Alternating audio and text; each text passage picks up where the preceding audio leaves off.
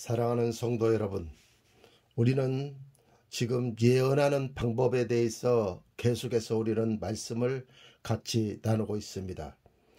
예언은 5가지의 방법으로 예언한다고 했습니다.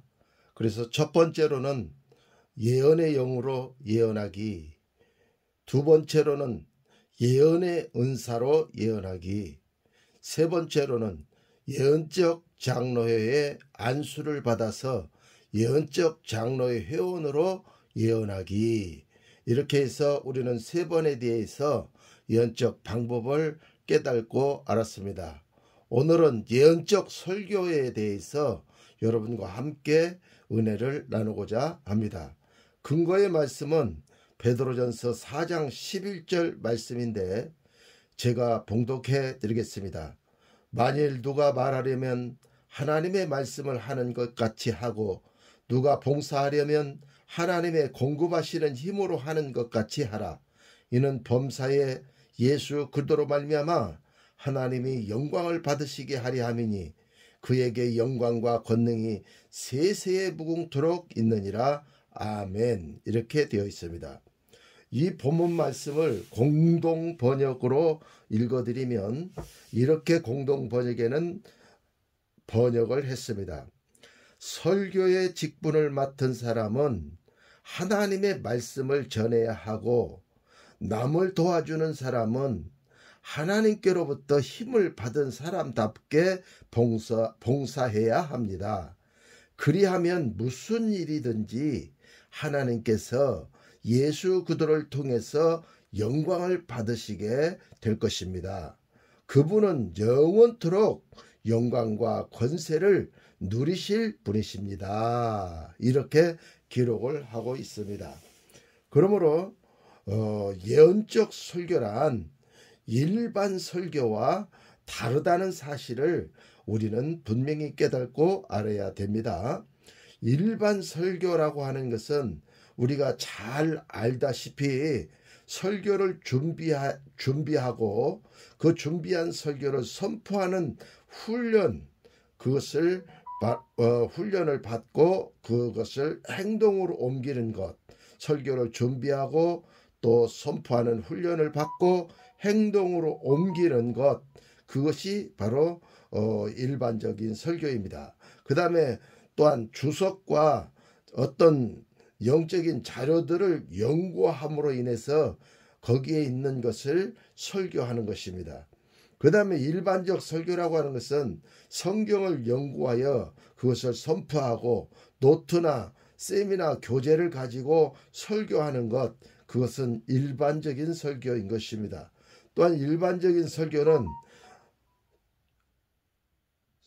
어떤 생각을 가지고 일반적인 생각을 가지고 설교하는 것, 또 설교를 외워서 하는 것, 또 강해 설교나 주제 설교나 제목 설교, 또 성경 로고스의 성경 66권을 우리가 설교하는 것입니다. 이와 같은 설교는 일반적 설교입니다. 그러나 일반적 설교인 이것도 역시 마찬가지로 예언을 선포하는 것과 같은 것입니다. 그러나 예언적 설교라고 하는 것은 이 일반 설교와는 완전히 그 자체가 다른 설교가 예언적 설교인 것입니다. 그러면 예언적 설교라고 하는 것은 무엇이 예언적 설교입니까? 계시록 19장 10절에 보면 예수의 증거는 대언의 영이라 이렇게 기록을 하고 있습니다. 그래서 그 예수의 증거를 우리가 찾아가지고 십자가의 완전한 복음을 우리가 선포할 때 그것이 예언적 설교가 되는 것입니다.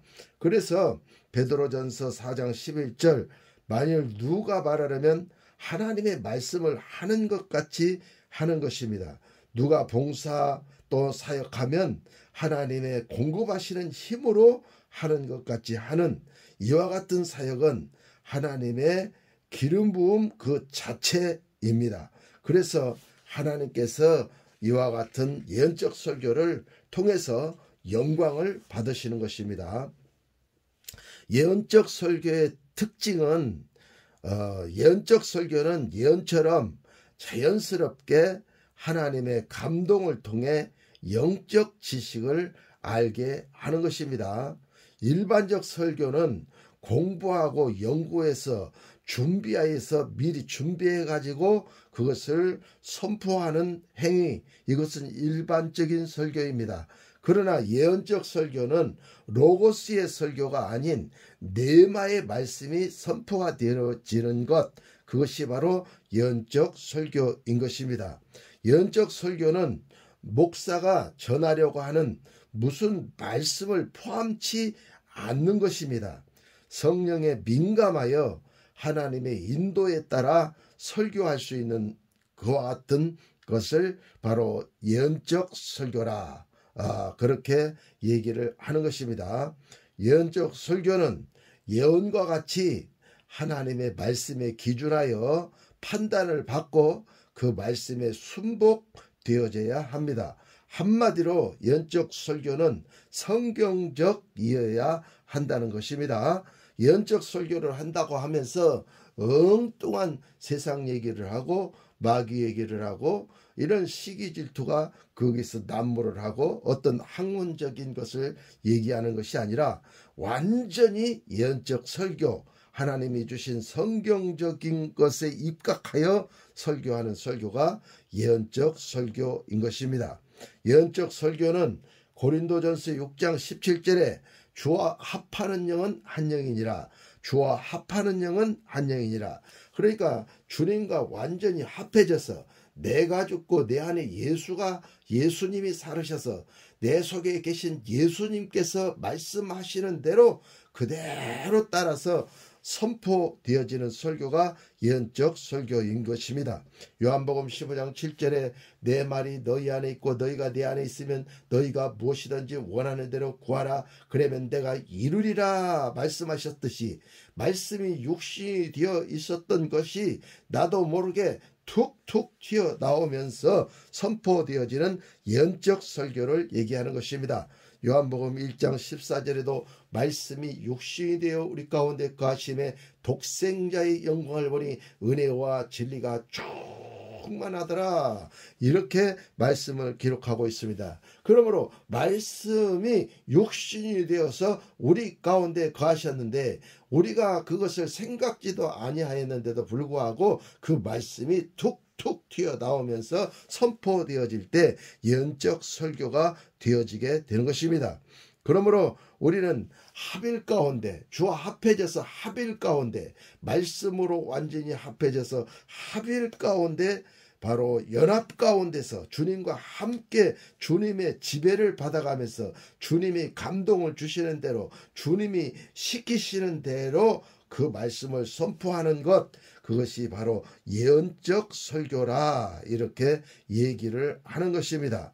그러므로 우리는 우리가 전하고자 하는 어떤 내용의 설교가 있는데 그것은 바로 일반적 설교라, 이렇게 얘기하고, 우리가 전하고자 하지도 아니하였는데도 불구하고 막 입에서 설교가 주님이 생각나게 하시면서 그 말을 선포케 하시는 거예요.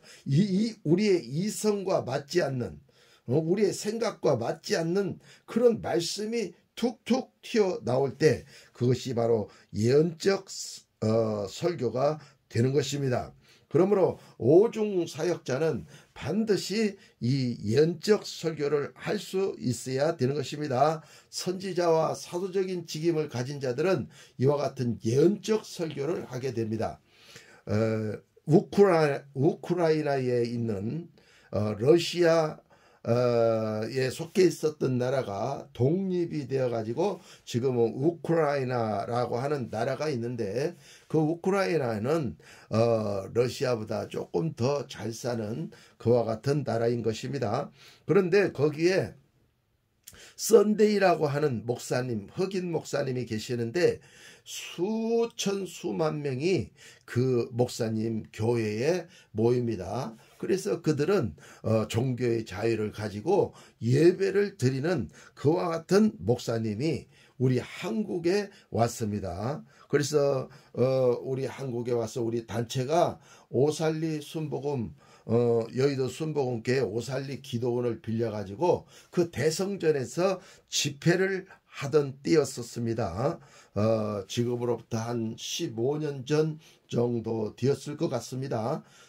그랬을 때 이제 그 주최하시는 위원장 목사님이 사회를 보시고 이 썬데이 목사님이 강사로 그 강단에 올라갔습니다. 그래서 이제 찬양을 하고 대표 기도를 하고 그리고 이제 썬데이 목사님께서 나오셔서 이제 말씀을 증거해 주시겠습니다. 이렇게 하고 강사 목사님이 강대상의 자리에 가서 앉았습니다. 그리고 썬데이 목사님이 성경을 들고 강대상에 올라와서 성경을 턱 놓더니 그 목사님 설교를 하지 않고 다시 강대상 밑으로 내려가서 왔다 갔다 하면서 10분이 지났습니다. 20분이 지났습니다. 그때까지 괜찮았습니다. 그런데 30분이 지났습니다. 그래도 설교를 하지 않습니다. 이 목사님이 강대상 앞에 가서 무릎을 꿇고 울기 시작했습니다. 막 울면서 또 한 30분이 지났습니다. 그래서 설교 시간이 다 끝나버렸어요. 그런데 이 사회를 보시는 목사님은 그냥 안절부절하면서 한국에는 이런 법이 없는데 사회를 봤으면 강사 목사님이 바로 나오자마자 설교를 하고 이렇게 해야 되는데 설교를 하지 않고 강대상에서 1시간 동안 울고 기도만 하고 있으니 어쩔 줄을 몰라. 목사님은 왔다 갔다 하고 있는데 1시간이 다 되자 이 목사님이 드디어 일어났습니다. 그리고 썬데이 목사님께서 마이크를 잡고 설교를 하시지 아니하시고 오늘 여기에 예배드리러 오시는 분들 중에서 귀가 한쪽이 안 들리시는 분이 있는데 그분들은 앞으로 나오시라고 주님께서 말씀하십니다. 라고 선포하는 거예요. 이것은 한국 목회 사역에 있어서 이런 일이 있을 수가 없는 것입니다. 오살리 기도원도 아마 이와 같은 일은 처음 있었을 것입니다. 그래서 사람들은 어리둥절했지만 하나님께서 나오라 하시니 귀가 안 들리는 사람들이 앞으로 한 사람 한 사람 나아가기 시작했습니다.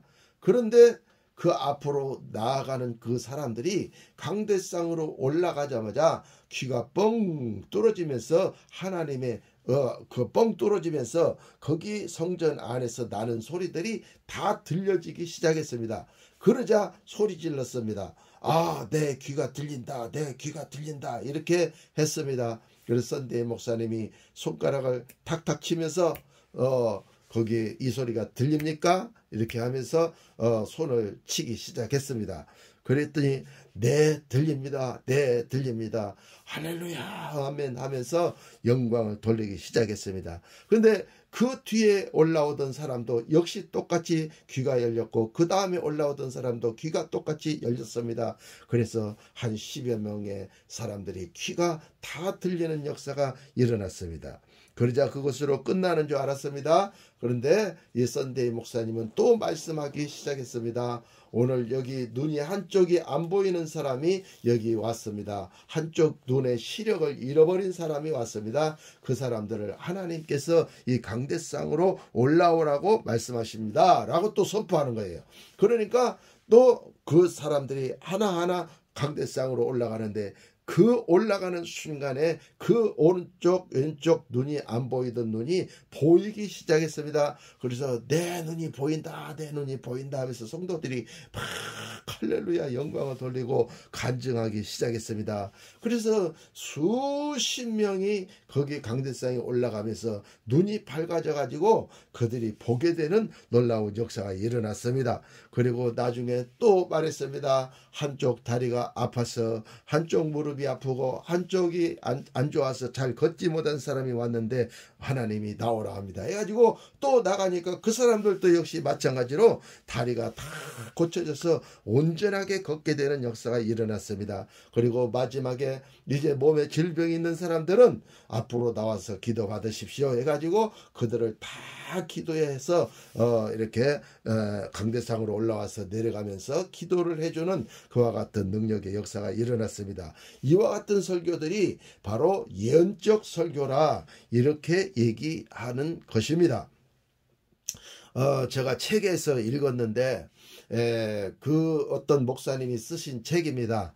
외국에서 있었던 일인데 부흥회를 하고 있었어요. 그때도 역시 마찬가지로 이 강사 목사님이 설교를 하지 않고 강대상을 이리 왔다 저리 갔다 하시면서 설교를 하지 않고 있었던 것입니다. 한참의 시간이 흘렀습니다. 그리고 청중들은, 교회에 오신 그 성도님들은 이제 웅성거리기 시작했습니다.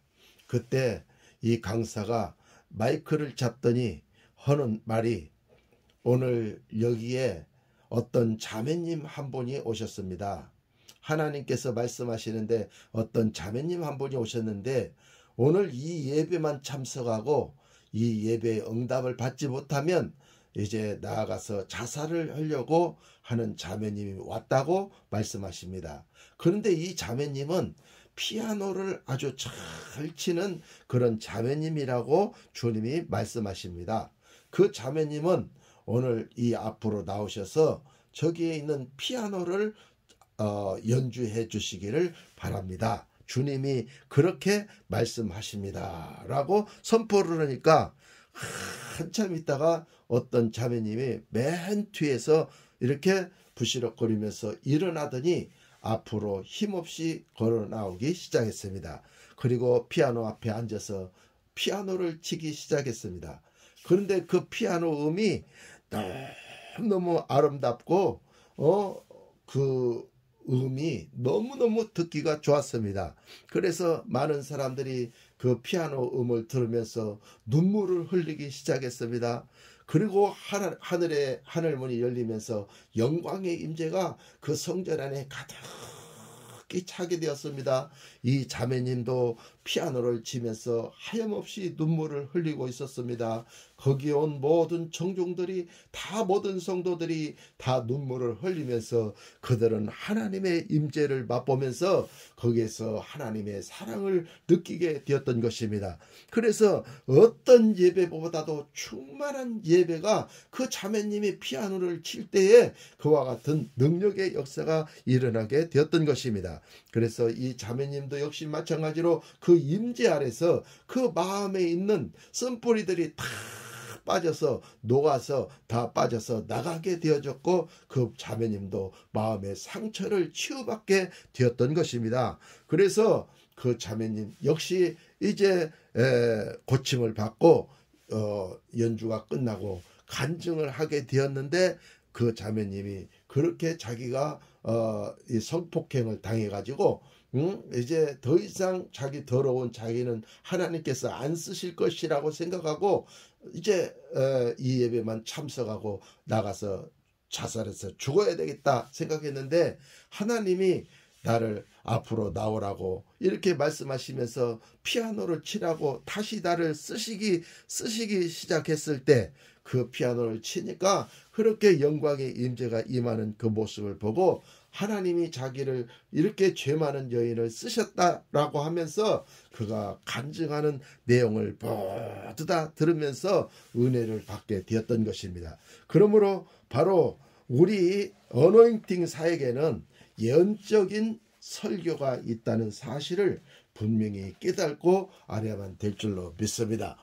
오늘 여러분들에게 보여주신 선지자와 개인적 예언, 이와 같은 빌레몬 박사가 쓰신 책이 있는데 이 책에 보면 바로 예언의 선포에서 베드로전서 4장 11절 말씀이 여기에 기록이 되어 있습니다. 이 말씀을 제가 읽어드리고 이 예언적 설교에 대해서 말씀을 마치도록 하겠습니다.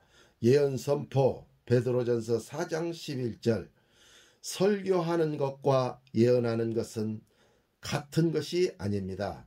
설교는 성서의 일반적인 진리를 연구하고 공부하고 치밀하게 준비하여 제시하는 것을 말합니다.